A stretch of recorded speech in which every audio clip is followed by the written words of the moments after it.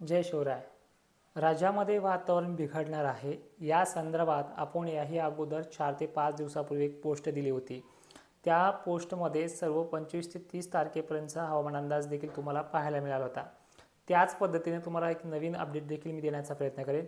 मित्रांनो, राज्यामध्ये पुन्हा एकदा वातावरण हे सक्रिय होणार आहे. त्या जिल्ह्यांची नावं त्या सविस्तररित्या आपण लाईव्हमध्ये आत्ता थोड्या वेळामध्ये घेतली आहे. तर लाईव्हची लेंथ मोठी होते, त्यामुळे हा शॉर्टकट व्हिडिओ बनवून तुमच्याकडे सर्व अपडेट पाठवण्याचा प्रयत्न करतोय. तर सर्वात अगोदर आपण थंडीबद्दल बोलूयात. मित्रांनो, थंडी ही 19 तारखेपर्यंत मर्यादित दिवसासाठी आता राहिलेली आहे.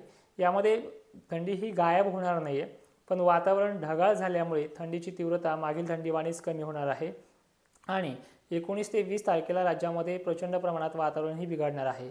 सर्वात पहिले नांदेड, लातूर, यवतमाळ, चंद्रपूर, गोंदिया, वाशिम जिल्हा, हिंगोलीचा पूर्वेकडील भाग, त्यानंतर परभणीचा पूर्वेकडील भाग, सोलापूर या भागांमध्ये, तर धाराशिवच्या तुरळक भागांमध्ये हलक्या सरी ह्या 20 आणि 21 तारखेला आगमन करणार आहेत. जालना, बीड, त्याचबरोबर इकडे छत्रपती संभाजीनगर, अहिल्यादेवी परिसर आणि पंढरपूर एरिया हा 21 आणि 22 तारखेदरम्यान वातावरण हे खूप खराब होऊन ढगाळलेली परिस्थिती आणि हलक्या किरकोळ सरींची शक्यता आहे. वातावरणाची टक्केवारी मागील फेंगल चक्रीवादळाच्या तुलनेमध्ये 5% फक्त वाढ आहे. मुसळधार ते अतिमुसळधार पाऊस हा जसा मागच्या वेळेस क्वचित काही ठिकाणी घडला आहे, सेम कंडिशन याच्यामध्येही घडू शकते आणि हे वातावरण काही पिकांना आव्हानात्मक आहे. तर त्याची माहिती मी थोड्या वेळाने देणार आहे, पण ह्या व्हिडिओच्या शेवटी तुम्हाला ही सगळी माहिती मिळून जाईल. विदर्भामध्ये सुद्धा बुलढाणा, अकोला, वाशिम, नागपूर 20 तारखेच्या आसपास हे वातावरण बनायला सुरुवात होईल आणि 25 तारखेपर्यंत याच्यामध्ये हलक्या ते मध्यम स्वरूपाचा पाऊस पडेल. सेम कंडिशन आणि सेम तारखेला खानदेश, पश्चिम महाराष्ट्र, नाशिकच्या, जळगावच्या, धुळ्याच्या भागांमध्ये देखील याचे पडसाद उमटतील. पावसाची शक्यता मध्यम स्वरूपाची होईना आहेच. पुणे परिसर, कोकण किनारपट्टी, कोल्हापूर, सोलापूर, सांगली, सिंधुदुर्ग एरिया या भागातही 21 तारखेच्या आसपास वातावरणाला सुरुवात होईल आणि 23, 24, 25 पर्यंत वातावरणाचा पाऊस इथेही पडायला सुरुवात होईल. पावसाची तीव्रता मागील पावसा इतकीच आहे. 25% ते 30% कॅपॅसिटी याच्यामध्ये आहे. आता मी सुरुवातीला जसं सांगितलं त्याच्यामध्ये काही आव्हानं आहेत. मित्रांनो, याची जी लेंथ आहे, हे जर पाऊस टिकून राहण्याची किंवा हे खराब वातावरण टिकून राहण्याची जी कंडिशन आहे, चक्क 18 तारखेलाच पूर्व विदर्भामध्ये, पूर्व मराठवाड्यामध्ये वातावरण सक्रिय होते की डायरेक्ट 28 तारखेपर्यंत ॲक्टिव्हिटी राहते.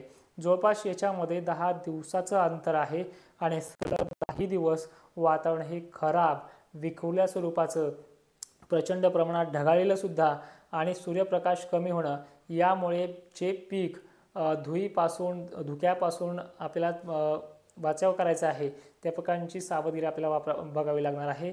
मेन म्हणजे या काळामध्ये वातावरणामध्ये धुळीचं प्रमाण प्रचंड असल्यामुळे फूल उत्पादक, कांदा उत्पादक तसेच इतरही पीक उत्पादक शेतकऱ्यांचा फटका बसणार आहे. आंब्या मोहराला देखील याचा प्रचंड प्रमाणात कोकण असेल, मराठवाडा असेल, विदर्भ असेल, महाराष्ट्राच्या सर्व जिल्ह्यांना याचा इफेक्ट पडू शकतो आणि अशा प्रकारचं वातावरण हे कंटिन्यू 8 दिवसाला 15 दिवसाला बनत जाणार आहे. त्यामुळे येणाऱ्या वर्षाची सुरुवात देखील जानेवारी महिन्यातला 4 आणि 5 तारखेला अशी सिस्टम पुन्हा सुद्धा घडणार आहे. त्यामुळे लाईव्हमध्ये जे बदल सांगितलेत, लाईव्हमध्ये जी माहिती सांगितली ती शेवटपर्यंत पाहावी लागणार आहे. हा पाऊस जोरदार असेल की मुसळधार असेल, बऱ्याच जणांचा प्रश्न असा आहे की यामध्ये गारपीट असेल का? तर गारपीटी बाबतीत सर्व मॉडेल हे निगेटिव्ह आहेत, म्हणजे याच्यामध्ये गारपीट येणार नाही असं सर्व मॉडेलचं संकेत आहेत.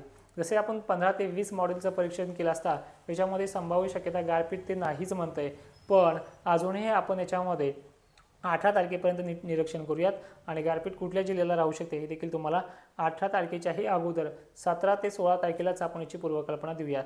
तुमच्या मनात असलेले प्रश्न, या सर्व प्रश्नांची उत्तरं ऑलरेडी आपण लाईव्हमध्ये दिली आहेत, त्यामुळे लाईव्ह देखील तुम्ही पाहायला विसरू नका. तरीसुद्धा तुम्हाला काही क्वेश्चन्स असतील तर कमेंट बॉक्समध्ये करू शकता. मी आवर्जून तिथे तुम्हाला रिप्लाय देण्याचा प्रयत्न करेल. आणि मात्र एक आहे, ज्या शेतकऱ्यांना आपण रिप्लाय देईल, ज्या शेतकऱ्यांना आपण ही विनंती असेल की हा व्हिडिओ सर्वात जास्त तुमच्या ग्रुपमध्ये शेअर करा, मात्र एक वेळेस तरी स्टेटसला ठेवून व्हिडिओ शेअर करून ही लिंक तुमच्या स्टेटसला देखील ठेवून सहकार्य करा. आणि विशेष म्हणजे वातावरण हे सातत्याने बिघडणार आहे. यंदा उन्हाळ्यातही खूप खतरनाक कंडिशन आहे, त्यामुळे अपडेट तुम्हाला 15 ते 1 महिना अगोदर किंवा 2-3 महिन्या अगोदरची अपडेट तुम्हाला पाहिजे असेल, पुढचा मान्सून कसा आहे हे देखील पाहायचं असेल तर नक्की सर्व गोष्टींमध्ये फॉलो करा. फॉलो करण्यासाठी मी आपल्या कमेंट बॉक्समध्ये सर्वात पहिला एक मेसेज देईल. हे आपले ओरिजिनल अकाउंट्स आहेत, प्रोफाईलाइज आहेत सोशल मीडियावरती. त्यामुळे जुन्या माहितीसाठी इकडे तिकडे भटकू नका. व्यवस्थित माहिती आणि सरळ सरळ माहिती तुम्हाला तिथे देण्यात येईल. ज्यांना काही अडचण असेल त्यांनी नक्की कमेंट करा. जय शिवराय.